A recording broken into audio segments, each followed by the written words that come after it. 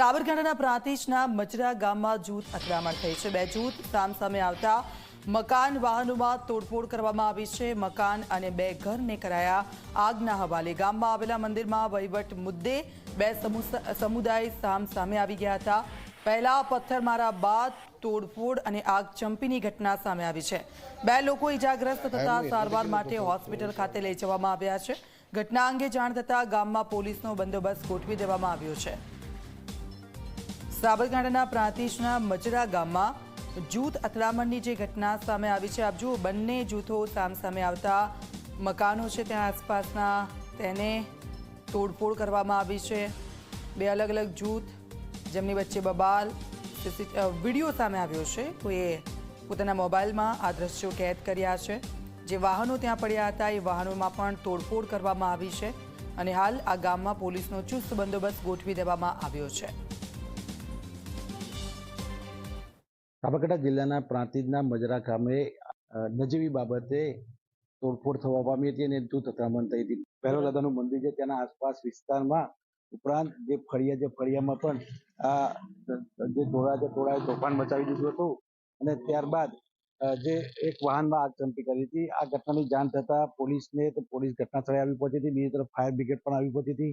અત્યારે હાલ જે છે ગામમાં પોલીસ તૈનાત કરવામાં આવી છે। બીજી તરફ જે આ ઇકો કાર છે, ઇકો કારમાં ટોળાએ આગ લગાવી હતી। ત્યારબાદ જે ઘર આગાડી જે સાધન પાર્ક કર્યા હતા સાધનોને પણ તોડફોડ કરી હતી। બીજી તરફ ઘરના કાચ પણ તોડી નાખ્યા હતા।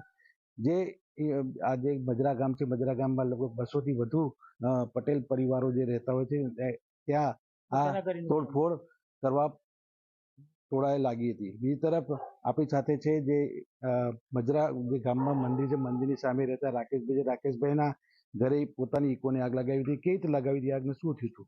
એ ટોળા એ છે જે અમારા ઘર ઉપર પેલી પથ્થરમારો કરી અને સીધે અંદર મારા પૂરા એટલે ગઠ્ઠા ભરેલા હતા ઝાડના, એ ઝાડના ગઠ્ઠાને સીધી દિવાસળી ચોપડી છે। કેવી રીતે બનાવ બન્યો તો કોણ કોણ હતા? એમાં અમને એક વિડીયો મળતા જોયું તો એમાં સરપંચની મમ્મી છે જોડે, એને જ જોડે આવીને કરેલું છે। વિસ્તારમાં કેવો બનાવ બન્યો તો, કેવી રીતે બનાવ કેવી રીતે બને તો, કોણ કોણ કેવી રીતે? એ લોકો આરતી કરીને અને સીધા પટેલોના ઘરે જ સીધા મારવા માટે ટાર્ગેટ જ બનાવી દીધેલા છે। આરતી કર્યા પછી શું થયું? કશું જ થયું નહીં, પટેલો તો હતા જ નહીં, બધા ઘેર જ હતા અને ઘેર જઈને મારવાની ટાર્ગેટ બનાવેલા છે। ટોળાએ શું કર્યું પહેલા?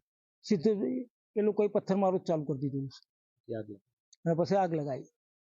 ઘરના કાચ પણ તોડી નાખ્યા? ઘરના કાચ બી તોડી ગાલ્યા છે અને એવું તો ગામની અંદર બધા જ પટેલોના ઘરે ગાડીઓ બાડીઓ બધું સાફ તોડી ગાલેલું છે। એ નુકસાન મોટા પાયે કરેલું છે। કારણ શું છે? એ આ ભૈરવ દાદાના મંદિરનો વહીવટ એમને આપ્યો અને એમને પૈસા તૂટ્યું છે। પૈસા તૂટતા હોવાથી એ લોકોએ આ લોકોને પૈસા ના આપવું પટેલો, એટલે એના કારણે જ આ બનાવ કર્યો છે। આ લોકો પૈસા ના આપે એટલા માટે પૈસા આપે? પૈસા ના લે એટલા પૈસા આપતા નથી એટલે પૈસા લેવા માટે જ ટાર્ગેટ બનાવ્યા છે। પટેલો ભેગા જતાય નથી। ગઈ સાલથી પટેલો ગરબાઓ ગાવા જતા નથી કે કોઈ કરતા કશું જ નહીં। દિવાળીમાં શું થાય? દિવાળીમાં ગરબા થાય છે 2 દિવસ। રાકેશભાઈ કે જેમને જે મંદિર છે ભૈરવ દાદાના મંદિરની પાસે તેમનું મકાન આવેલું છે, તેમના જે ઇકો છે ઇકોને આગ લગાવી હતી, પરંતુ આ મંદિર છે મંદિરને લઈને જ આ વિવાદ સર્જાયો હતો। ત્યારબાદ આ ટોળાએ તોફાન કર્યું હતું અને તોડફોડ મચાવી દીધી હતી। આ અંગેની જાણ જે પોલીસને થતા પોલીસ ઘટના સ્થળે આવી પહોંચી ગઈ છે। અત્યારે હાલ પોલીસ તૈનાત કરી દેવામાં આવી છે અને સ્થિતિ કાબૂમાં છે। શૈલેષ ચૌહાણ, જી 24 કલાક, સાબરકાંઠા।